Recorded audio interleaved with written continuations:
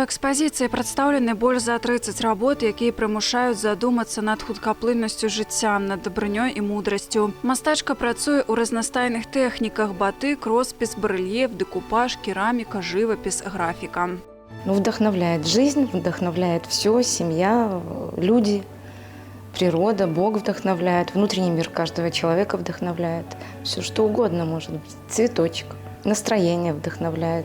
Ксенія скончыла факультэт дэкаратыўна-прыкладнога мастацтва Беларускага дзяржаўнага універсітэта культуры і мастацтваў. Пры яе ўдзеле быў выдадзены шэраг хрэстаматый і навучальных дапаможнікаў для малодшай школы. Яна працавала мастаком-мультыплікатарам кінастудыі «Беларусьфільм».